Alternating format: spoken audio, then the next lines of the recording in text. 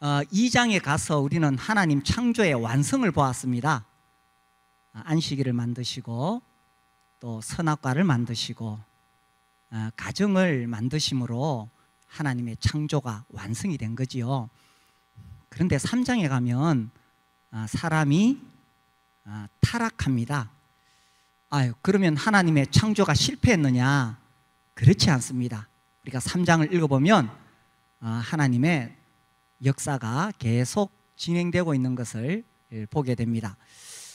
이 3장에서 사람이 타락한 이유는 하나님의 말씀을 거부하고 사탄의 거짓말을 받아들였기 때문이죠. 이것이 얼마나 심각한 일인지 모릅니다. 우리 이제 1절부터 보겠습니다. 그런데 뱀은 여호와 하나님이 지으신 들짐승 중에 가장 간교하니라. 뱀이 여자에게 물어 이르되 하나님이 참으로 너희에게 동산 모든 나무의 열매를 먹지 말라 하시더냐. 여기 뱀으로 이야기가 시작되어져요. 그래서 어떤 사람들은 이거 무슨 우화가 아니냐. 어렸을 때 저희 집에 이솝 우화가 있었는데 거기 보면 늘 이렇게 동물들이 이야기를 이끌어 갑니다. 심지어 자유주의 신학자들 이런 성경을 우화라고 말하지요. 그런데 성경을 우화라고 말하면 성경에 믿을 거 하나도 없습니다. 다 신화적인 이야기고 다 그냥 꾸며낸 소설이지요. 성경은 하나님의 말씀입니다. 우리는 하나님 말씀을 존중함으로 성경에 기록된 그대로 이 하나님 말씀을 믿습니다. 그런데 왜 하필 이 뱀으로 왔느냐? 이 뱀의 의미가 뭐냐? 이 성경은 우화가 아니에요. 이게 나중에 설명이 됩니다. 우리 요한계시록 12장을 볼까요? 요한계시록 12장 9절에 보시면 큰 용이 내쫓기니 옛 뱀 곧 마귀라고도 하고 사탄이라고도 하며 온 천하를 꿰는 자라. 그가 땅으로 내쫓기니 그의 사자들도 그와 함께 내쫓기니라. 여기 옛 뱀이라고 나오는데 곧 마귀, 사탄이다 이렇게 말합니다. 그래서 그냥 평범한 뱀이 아니었어요.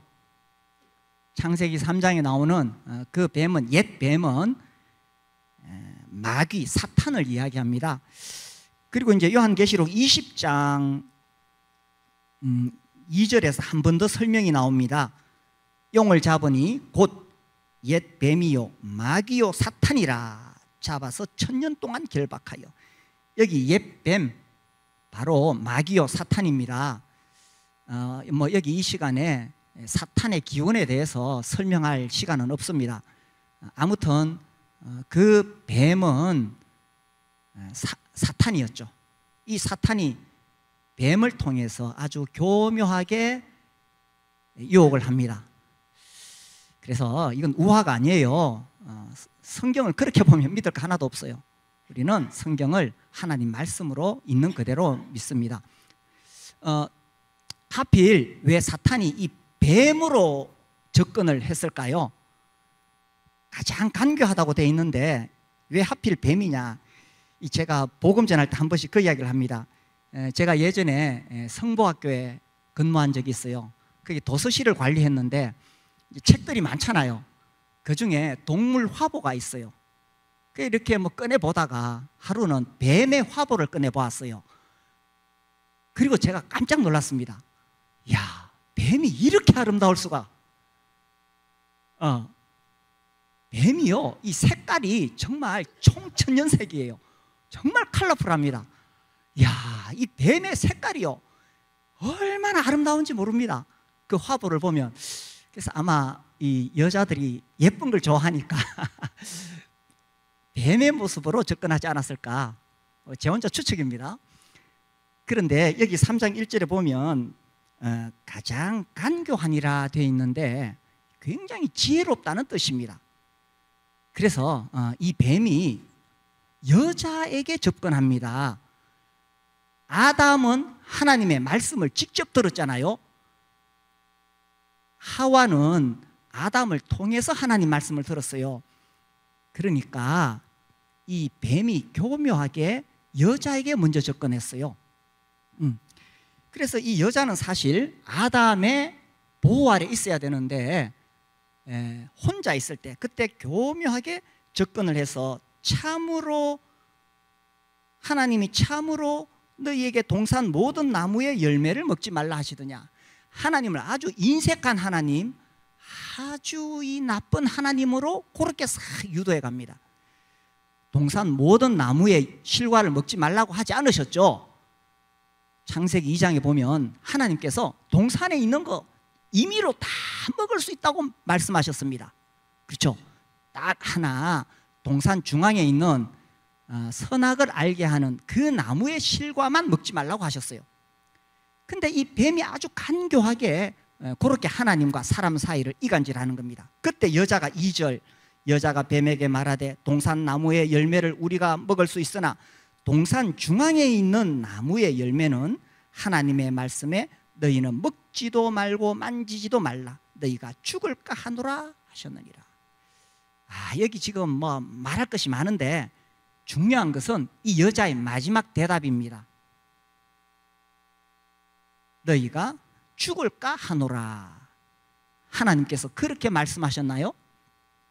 2장 17절에 하나님께서 이렇게 말씀하셨습니다. 선악을 알게 하는 나무의 열매는 먹지 말라. 네가 먹는 날에는 뭐라고요? 반드시 죽으리라. 하나님의 말씀을 이 여자는 정확하게 말하지 못했습니다. 이게 무서운 거예요. 하나님의 말씀을 정확하게 붙잡고 있지 않으면 사단에게 금방 넘어갑니다. 이건요 하와만 그런 것이 아니라 우리 모두가 마찬가지입니다.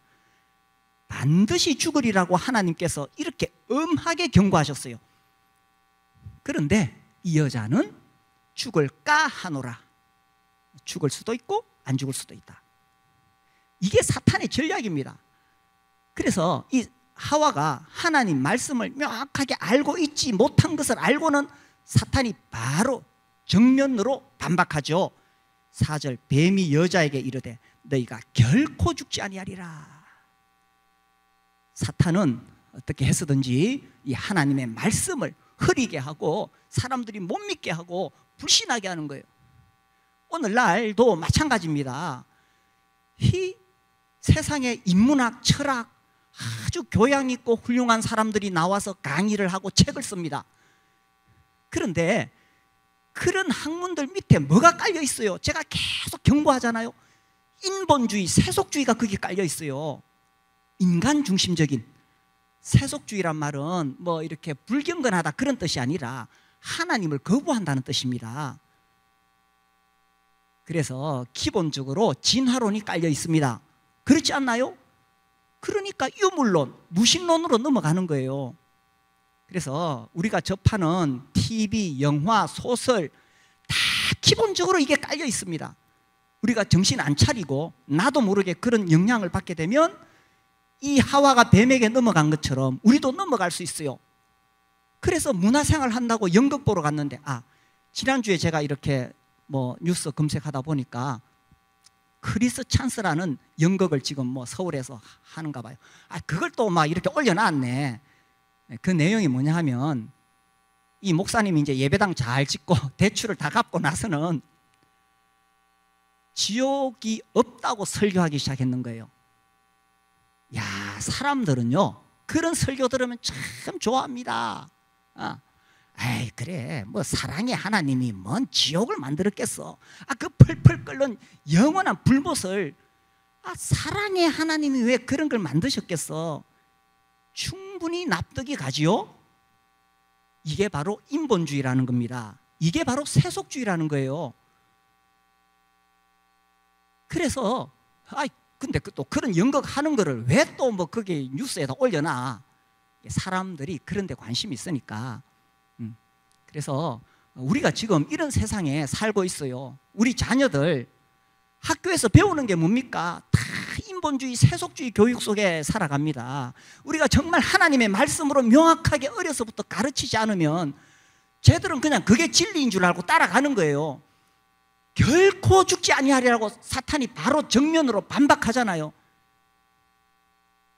우리가 하나님 말씀 명확하게 알고 있지 않으면 넘어갑니다.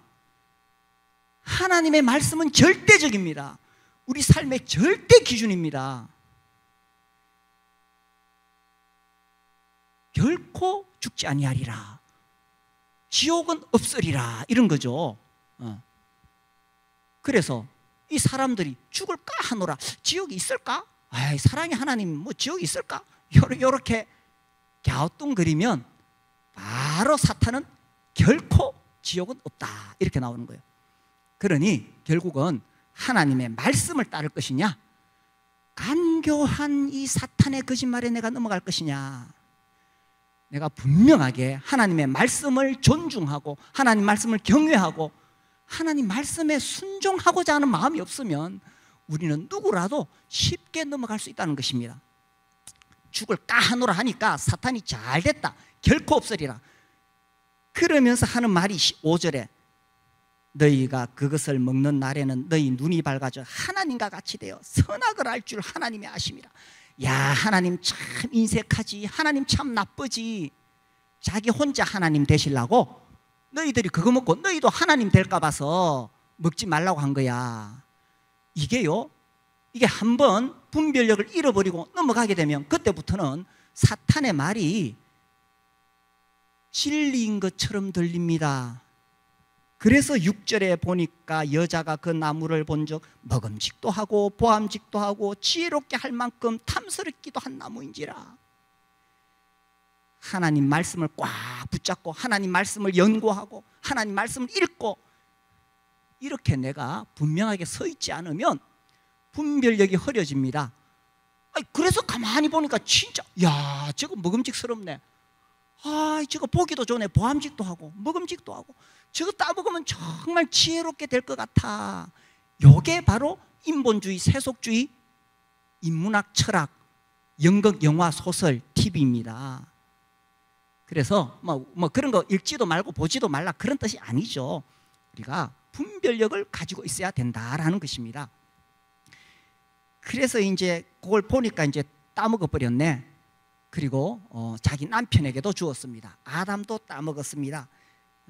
7절 이에 그들의 눈이 밝아져 자기들이 벗은 줄을 알고 무화과 나무 잎을 엮어 치마로 삼았더라. 이게 이제 죄가 들어오면 수치심이 와요. 죄책감이 있습니다. 이것도 양심이 살아있을 때 있지, 자꾸 죄를 짓고 자꾸 세상으로 빠져들면 양심이 무뎌져요. 그때부터는 부끄러운 줄도 몰라요. 죄가 얼마나 무서운 것인가요? 그래서 부끄러워서 무화과 나무 잎으로 이 수치를 가리려고 했습니다. 8절 그들이 그날 바람이 불 때 동산에 거니시는 여호와 하나님의 소리를 듣고 아담과 그의 아내가 여호와 하나님의 낯을 피하여 동산나무 사이에 숨은지라. 이 죄가 오게 되면 하나님이 두렵습니다. 그래서 하나님과 사람의 관계가 단절이 된 것입니다. 하나님 창조의 절정은 사람이었어요. 하나님의 형상대로 만드셨습니다. 그래서 사람은 하나님의 영광을 위하여 살 때 하나님의 형상이 드러나게 되고 그때 참 만족과 행복이 있는 거예요. 그런데 사탄의 꼬드김에 넘어가니까 하나님의 영광이 아니라 자기의 영광을 위해 살려고 했습니다. 하나님과 같이 되어. 이것이 죄의 본질입니다.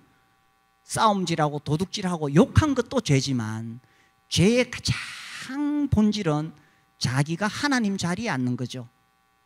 하나님의 영광을 드러내지 아니하고 자기의 영광을 드러내는 삶, 이것이 죄요. 이렇게 되는 순간 하나님과 나의 관계가 완전히 단절되어 버린다는 것입니다. 그래서 그들은 나무 사이에 숨었어요.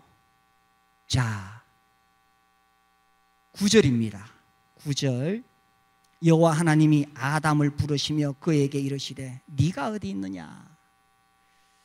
저는 이 9절 말씀을 묵상하면서 참 하나님 마음이 어떠했을까 생각이 되어져요. 네가 어디 있느냐. 하나님이 지금 몰라서 물으신 거 아니죠. 여기 보세요. 9절에 아담을 에게 물으신 게 아니라 불렀어요.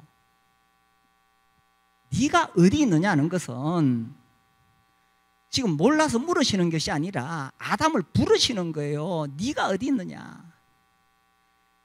이것은 아담이 자기 스스로 자기의 포지션을 알기를 원하시는 거예요. 자기의 상태를 알기를 원하시는 거예요. 하나님의 형상대로 만들어져서 정말 하나님과 그 놀라운 사랑 속에서 이 기쁨을 누릴 수 있도록 하나님께서 만드셨잖아요. 근데 지금 숨어 있어요. 네가 어디 있느냐. 하나님의 안타까움이 여기 있는 거예요. 아담 스스로, 하나님은 아담 스스로 자기의 상태를 고백하기를 원하시는 겁니다. 하나님 지금 여기 오셔서 너 왜 그거 따먹었어? 벌 주시려고 지금 부르신 거 아니에요. 하나님께서 벌 주시려면 하늘에서 벼락을 내려서 떨어뜨리지. 그냥 하나님께서 친히 동산에 찾아오셔서 네가 어디 있느냐고 지금 부르시는 거예요. 아담 스스로 자기의 상태를 정직하게 고백하기를 원하시는 거예요. 이 질문은 우리 모두에게도 해당되지 않습니까? 하나님 늘 우리에게 물으시죠. 네가 어디 있느냐.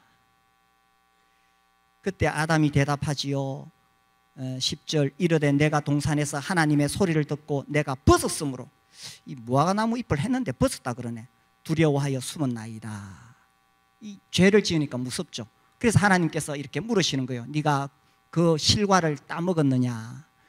그때에 이 아담의 대답이 이건 거예요.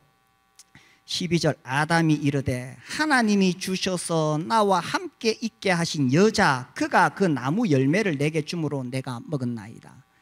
이게 문제죠. 네가 어디 있느냐 물으실 때에 아담이 정직하게 하나님 내가 잘못했습니다. 이러면 해결이 빨라요. 그런데 아담이 여자에게 핑계를 댑니다. 아, 이거 참 세상 남자들의 자존심, 체면을 다 꾸기는 거죠. 네가 어디 있느냐. 이 아담이 핑계 댔습니다. 우리 모두 그런 속성이 있지 않나요? 책임을 전가합니다. 아, 내가 공부 못한 거 중학교 때 그 영어 선생님 때문에 내가 공부를 못했어. 이런 거죠. 아, 남편을 잘못 만나서 내 인생이 이렇게 된 거야. 아, 내가 부모를 잘못 만나가지고. 아, 우리 교회 목사님이 영 시원찮아서. 이 다 핑계대고 책임을 전가하는 거죠. 네가 어디 있느냐 물으실 때에 사람은 자기를 돌아봐야 됩니다. 자기를 돌아봐야 돼요. 왜 우리 가정에 이런 문제가 생겼느냐. 자기를 돌아봐야 돼요. 자꾸 남편 탓하지 말고 아내 탓하지 말고 우리 목장에 왜 이런 문제가 생겼느냐. 자기를 돌아보라는 거예요. 아유, 내 인생이 왜 이렇게 어렵고 왜 이렇게 문제가 생겼느냐. 남 탓하지 말고 자기를 돌아보라는 겁니다.